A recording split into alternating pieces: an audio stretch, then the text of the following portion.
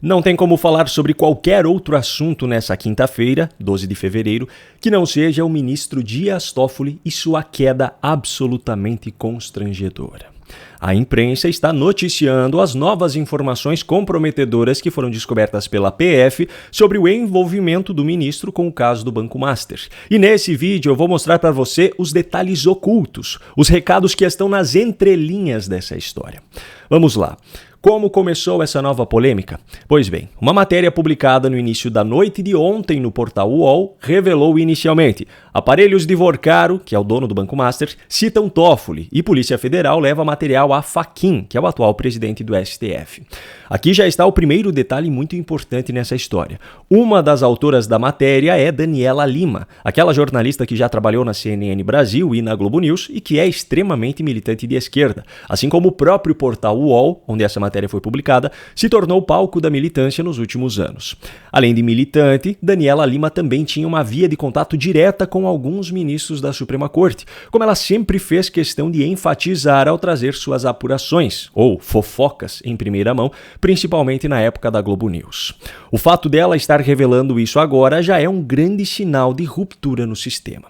No texto da matéria, logo no segundo parágrafo, mais um detalhe muito importante é revelado. Veja só, segundo apurou o UOL, o diretor-geral da PF, Andrei Passos Rodrigues, entregou o material pessoalmente à Fachin na última segunda-feira, em reunião que está registrada na agenda do ministro. Quem é Andrei Passos Rodrigues? É o cara que foi colocado por Lula nesse cargo após ter chefiado a segurança pessoal do próprio Lula em 2022, justamente com o intuito de instrumentalizar a PF para tirar do jogo seu principal rival político e pessoas mais próximas.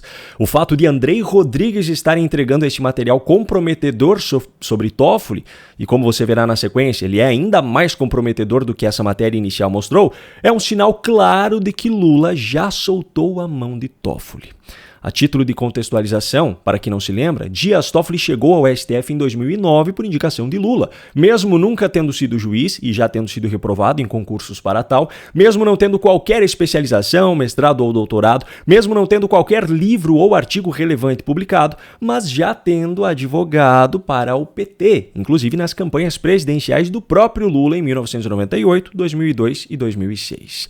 Coincidentemente, Toffoli foi responsável ao longo do tempo por decisões que muito agradaram aos membros do partido e seus aliados.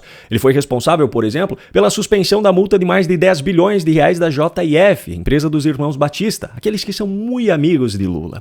Ele também foi responsável pela anulação de condenações decorrentes da Lava Jato, como é o caso de Alberto Youssef e também do ex-tesoureiro do PT, João Vacari Neto. Agora, no entanto, Lula parece não ver mais utilidade nos serviços do seu velho aliado e lhe dá um simples tchau e bênção. Enfim, nessa mesma matéria do portal UOL, ainda é descrito que entre os novos achados da PF está uma série de conversas entre Toffoli e Vorcaro, o dono do Banco Master e peça central desse escândalo. E ainda dá a entender, não de forma tão explícita, que a PF pede a suspeição de Toffoli nesse processo. Mais um sinal de que Lula soltou a mão de Toffoli, senão Andrei Rodrigues jamais autorizaria que esse pedido fosse feito pela corporação.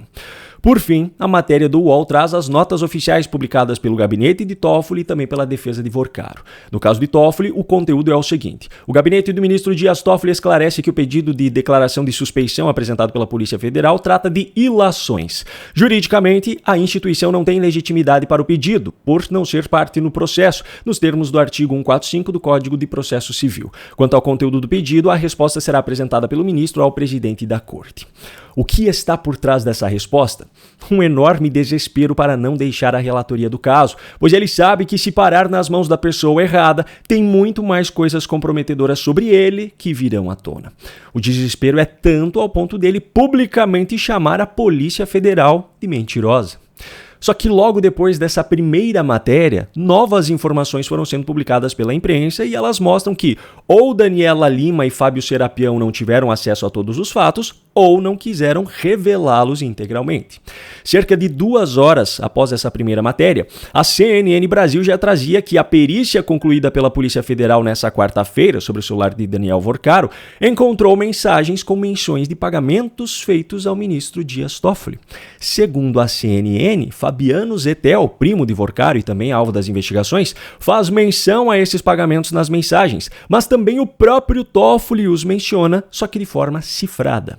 Essas novas informações ajudam a explicar o desespero cada vez mais explícito de Dias Toffoli para não perder o controle sobre esse processo.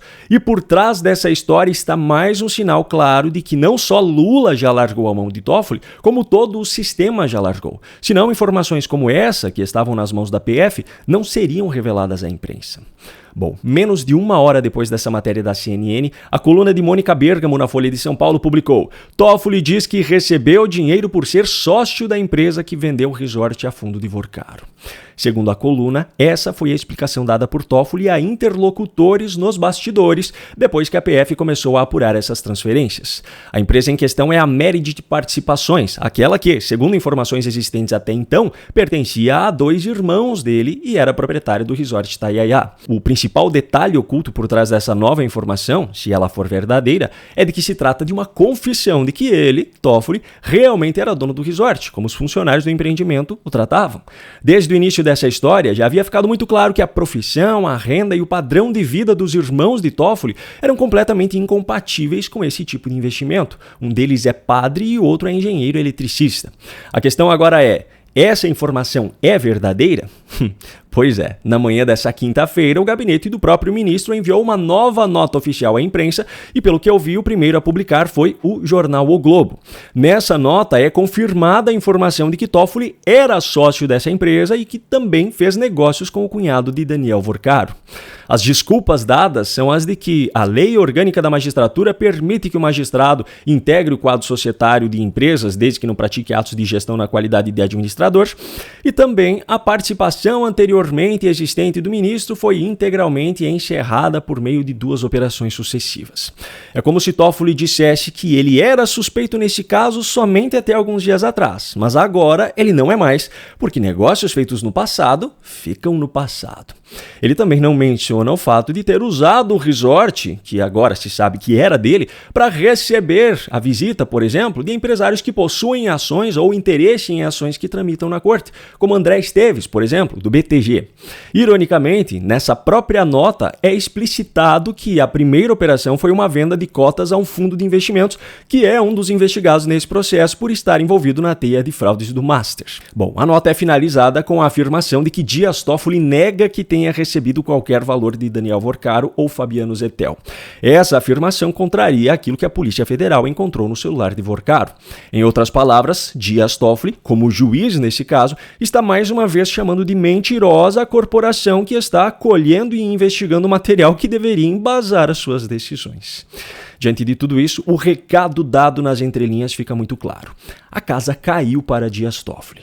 A blindagem de Lula e do governo, ele não tem mais. A blindagem da imprensa, ele já não tem mais. A blindagem da maioria dos colegas do STF, ele também já não tem mais. Ao que tudo indica, somente 2 de seus colegas, Alexandre de Moraes e Gilmar Mendes, ainda o apoiam incondicionalmente. Mas isso tem muito mais a ver com o que pode ser revelado sobre eles, se esse caso cair nas mãos de outra pessoa, do que com uma fidelidade ao seu colega de corte.